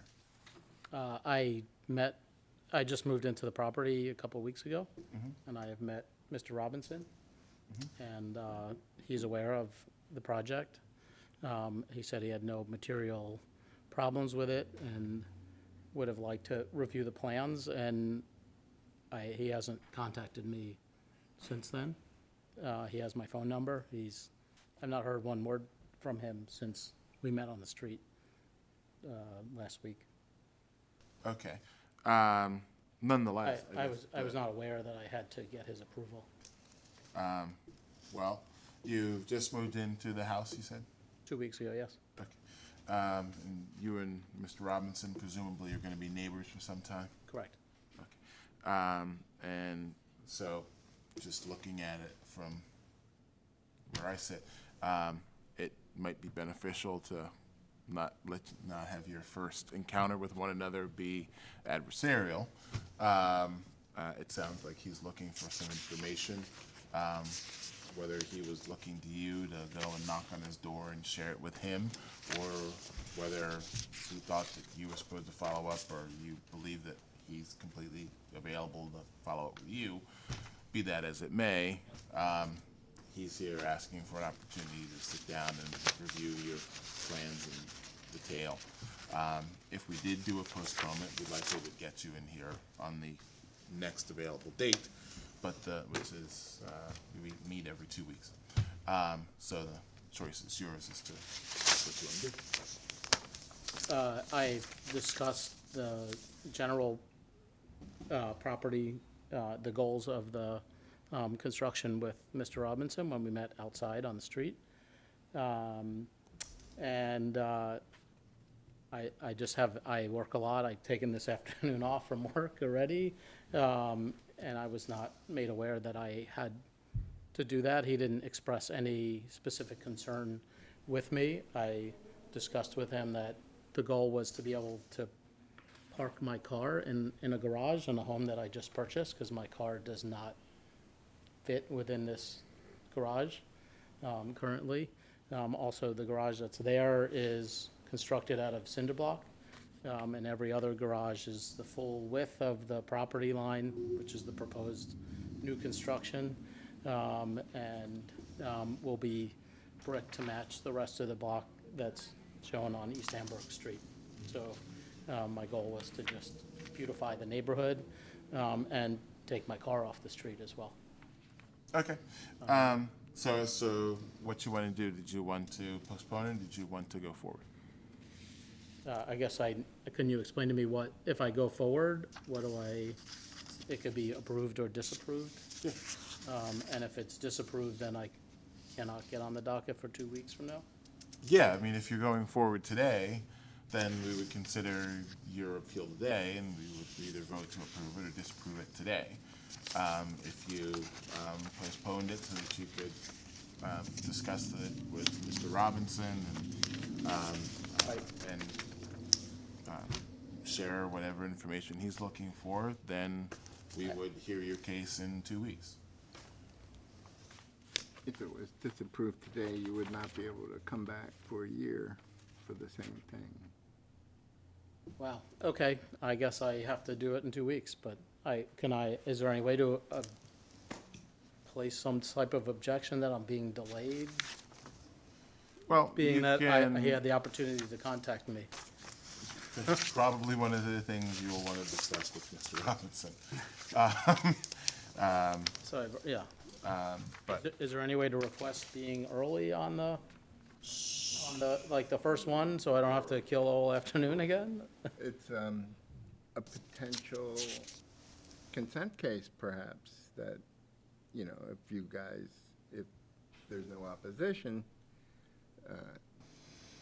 And is he the only one who's allowed to oppose at this point in time? No, it's a public hearing. Right, so being that no one else is opposed to this point in time, Right. I'm just saying, so then, potentially. I guess, can you answer if someone else decides they want to oppose and they put the same, how do I know that they're opposing if they don't contact me?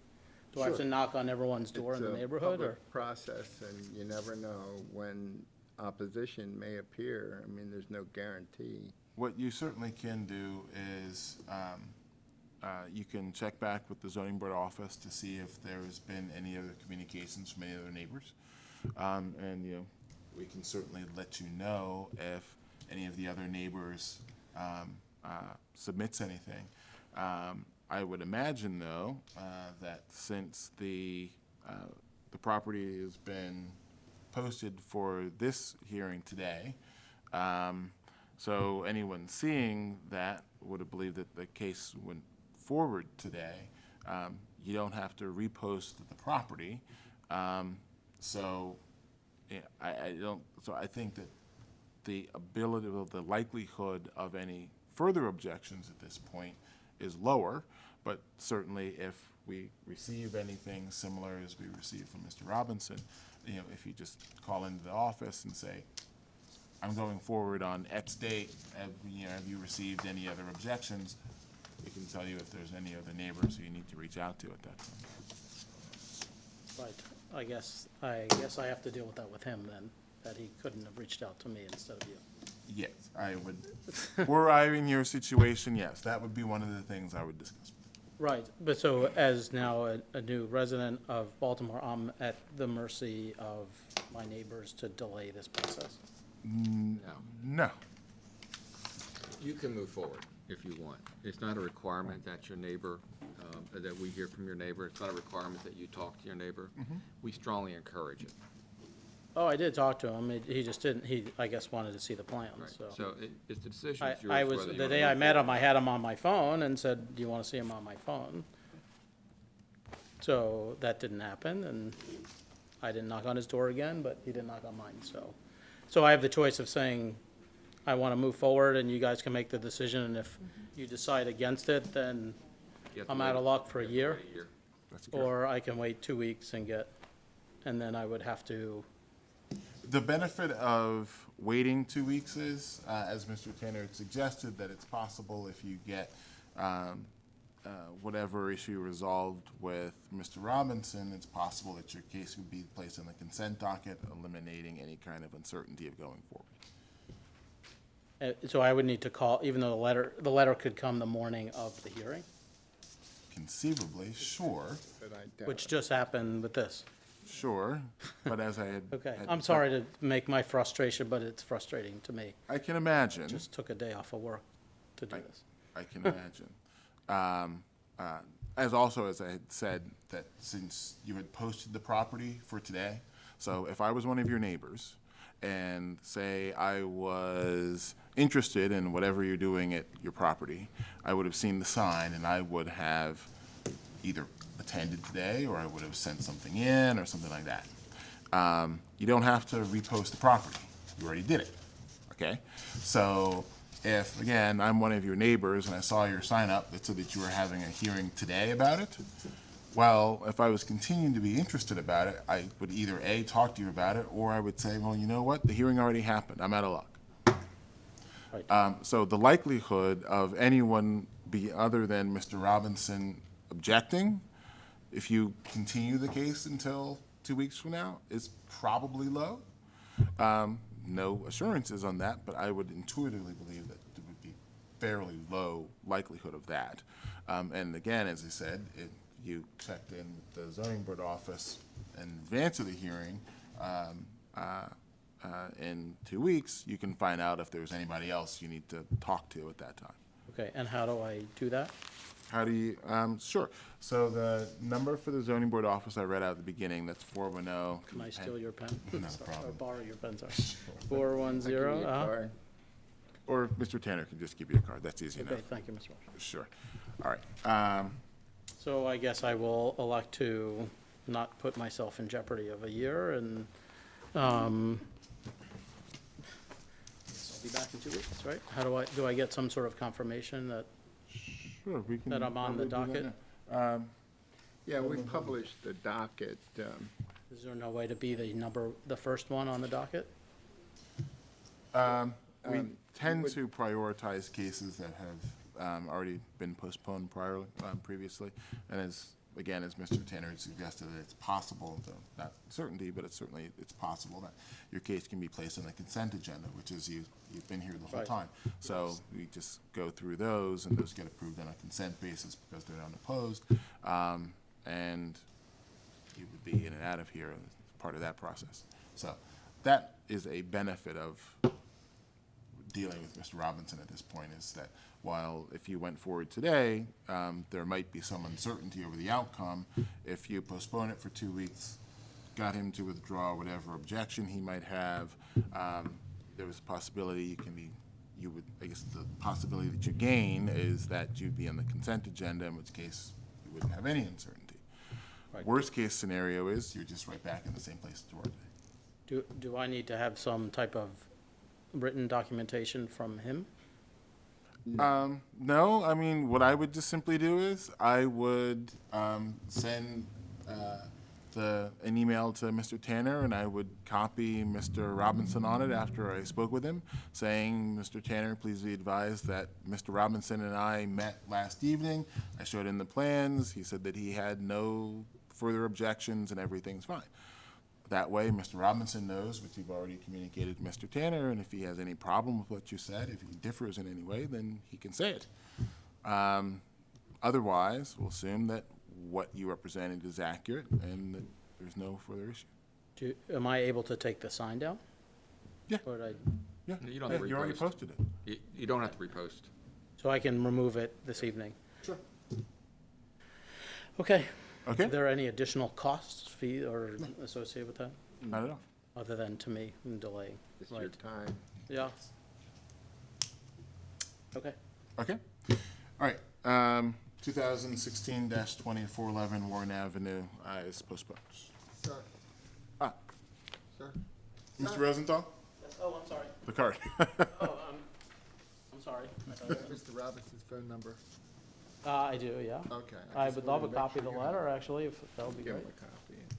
Yeah, we have a copy back. Am I allowed, are you allowed to share with me any objections that you have, or in advance? No.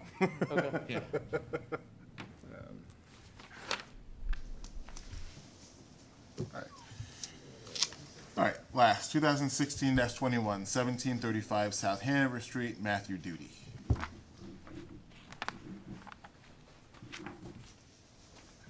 Afternoon, sir. You Mr. Duty? Yes, sir. Okay, and so we have this application to construct the second and third floor rear additions, new fourth floor and rooftop deck. Is that correct? Yes, sir. All right, so can you raise your right hand and be sworn, please? Do you swear or affirm the testimony that you're about to give in this hearing will be the truth, the whole truth, and nothing but the truth? I do. All right, do we have staff reports? I have nothing. Mr. Tiso? All right. Mr. Duty, why don't you tell us what you are planning? Okay, so I purchased a house that was vacant for some time, I believe, with the intention of doing a renovation so I could live in the house and, you know, sort of customize it to make it a house that I can live in for a while and be happy.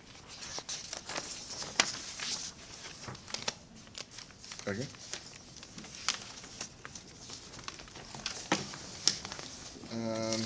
All right, so the issue in your case is height.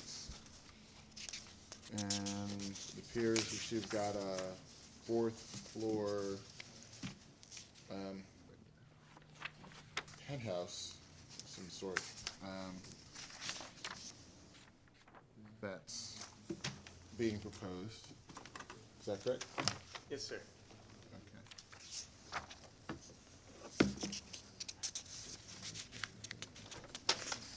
And the dimensions there are, looks like it's 15 feet by 10 feet? Yes, sir. Okay. And what's the purpose of that? So I actually got the idea from the neighbors. The neighbors have like pretty much the exact same thing to the right of me. And that's just basically so I can have more space on the third floor and have access to the rooftop deck. So it's the length of the stairs plus 3 feet for a walkway.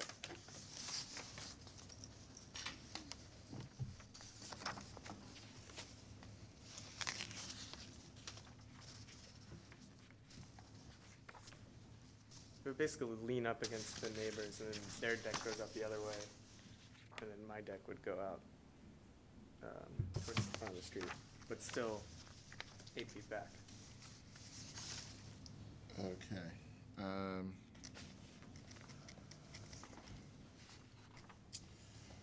So the issue here is, as I said, is one of height. And stairway penthouses are exempt from that. I guess there's a 30, you're in a R8 zoning district, so there's a 35-foot height requirement that goes along with it. Your proposed penthouse tops out at 44 feet and contains more than just stairs. So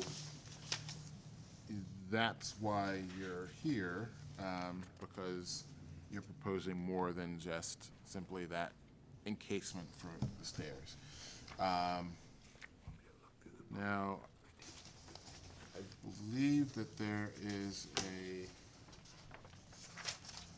trying to see what the dimension is of your roof.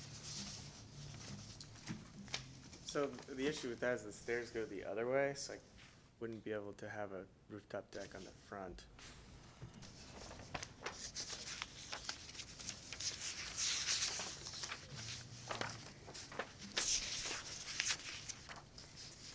Okay, so it's like the dimensions of your roof are,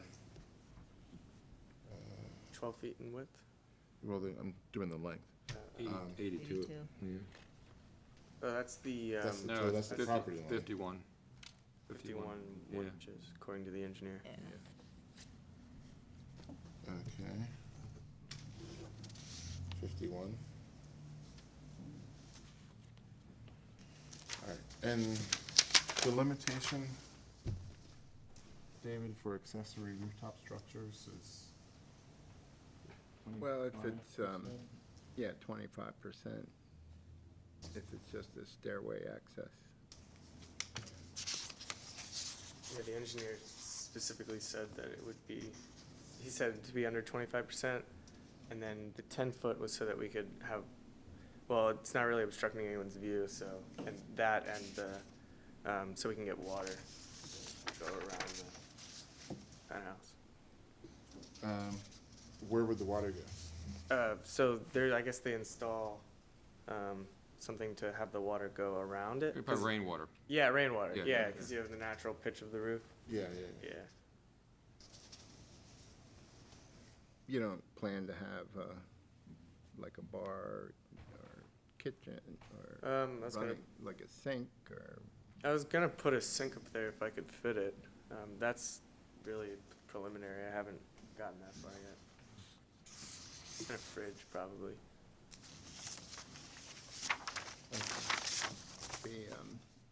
It appears that in that block, there are similar enclosures on at least two of the property.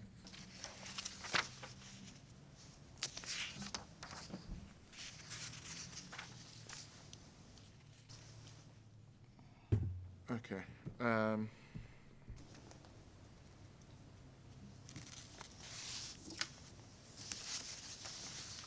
All right. Any questions? Okay, thank you. Thank you. And we will go off the record.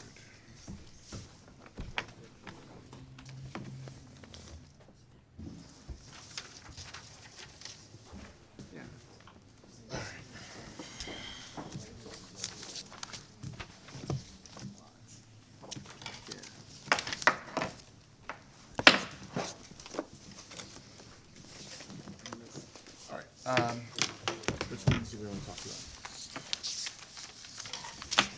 Utah Place?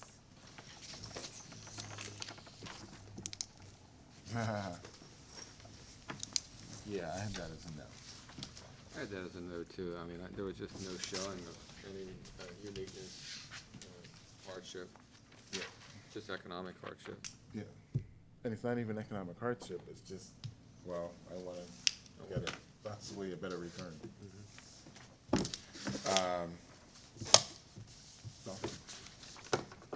No, I didn't hear. You wanted to talk about it. It was just such a small reduction. It is. Reduction in density. Yeah, that was a positive thing towards it. Right. Well, as I think he said, they can achieve the same thing by, well, a similar result by, as of right, doing 4 DUs and 2 dwelling units. I mean, 2 efficiencies as of right. So if, now, they simply didn't want to do that because they were like, well, if we did that, it doesn't. then Right. you're still in that sort of college student mode and. Right. I'm okay approving it at 5. If they did it, what are the numbers if they do it at 5? Well, he doesn't need a variance for 5. Oh, he doesn't, okay. I mean, the variance is just for. So he can do 5 of right then, okay.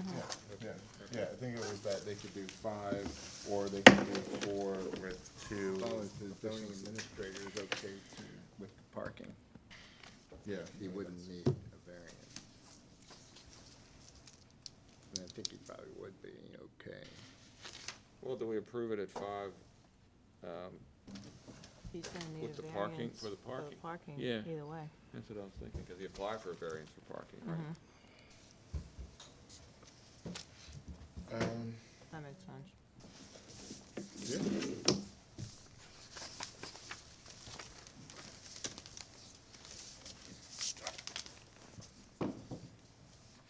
Okay, I'm fine with that. Work for you? Approving at 5? Yeah. Yep. Okay. The only other one I had an issue with Bologna. And he, I mean,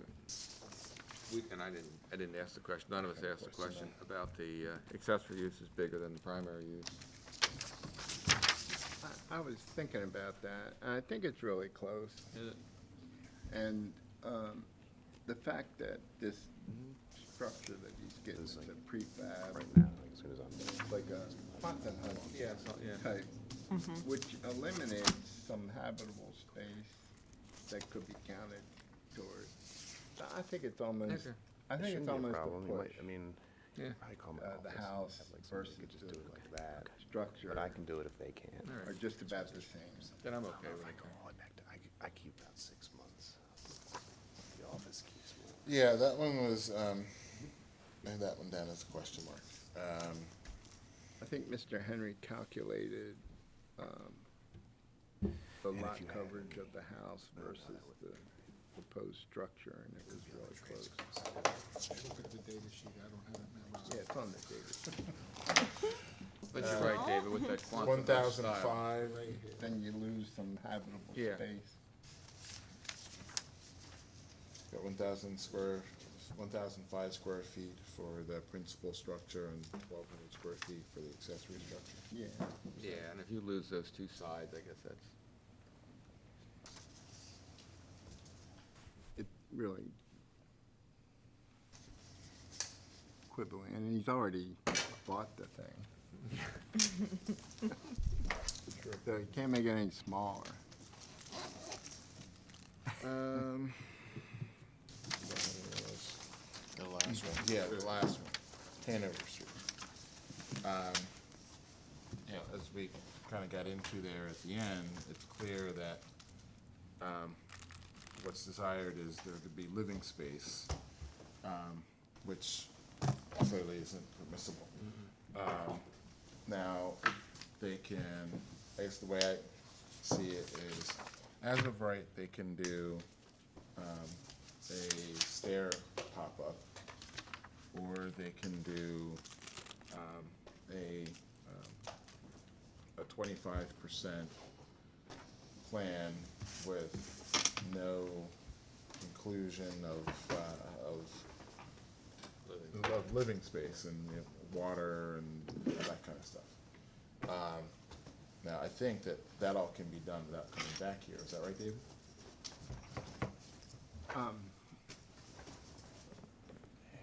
I believe so, yes, but I can't speak for the zoning administrator. Sure. They might, I mean, if it's clearly just a stair pop-up, I don't think so. If it's 25%, then yeah, they might have they might have hesitancy there. But, you know, I also think that, in my mind, that would be a different plan, because you're not looking to include what you're including this time. We could condition our response to limit it to that. limited to non-living, just stair space? Yeah. Yeah. I think the zoning administrator would appreciate that. if we did it that way, kind of takes the burden off of him, but either way, I think he could do it. Okay. All right, that works. Work for you? Yep. Okay. All right, are you ready? 2015-122, 2400 Boston Street was by consent with planning department conditions. And I guess with the revised plans submitted. 2015-386, 4108 Montana Avenue. Or I'm a yes, conditioned on consolidation of the lots. Agreed? Yes. 2015-470, 3410 Toon Street, was by consent. 2015-471, 506 through 508 South Collington Avenue, was by consent. 2015-478, 4800 Yellowwood Avenue, was by consent with planning department conditions. 2015-482, 3411 Greenmount Avenue was postponed. 2015-491, 5721 Bologna Avenue, I'm a yes. Yes. Yes. Agree. 2015-492, 4240 through 4242 Park Heights Avenue was postponed. 2015-501, 400 West 23rd Street was postponed. 2015-526, 2501 North Charles Street was by consent and is amended to eliminate any reference to dancing. And also including the incorporating the MOU between the applicant and the community association. 2015-532, 24 East 25th Street was by consent. 2016-11, 2040 Harford Road was postponed. 2016-12, 5401 Pulaski Highway, I'm a yes. Yes. As accessory use only and with planning department conditions. 2016-13, 4017 Liberty Heights Avenue was by consent. 2016-14, 3728 Hudson Street was by consent with planning department conditions. 2016-15, 1411 through 1421 Argyle Avenue. I'm a yes. Yes. Great. 2016-16, 1019 Binney Street is no-show. 2016-17, 3501 Clark's Lane was by consent. 2016-18, 1323 Utah Place. I'm a yes for 5 dwelling units and variance for the parking space. Yes. Agreed. Yes. 2016-19, 1131 William Street was by consent. 2016-20, 411 Warren Avenue was postponed. In 2016-21, 1735 South Hanover Street.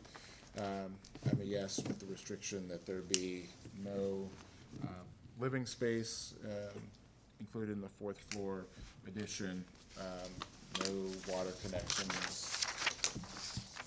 Yes. Yes, Agreed. with those restrictions. Okay.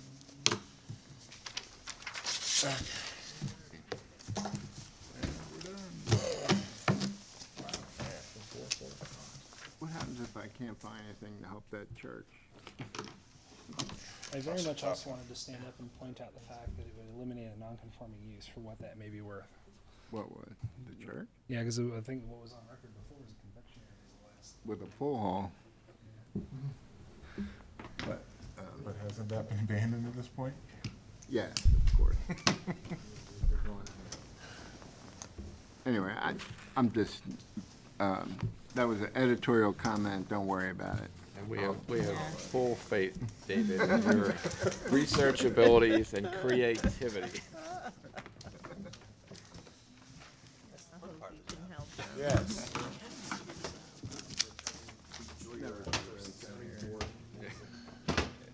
It's not that much different.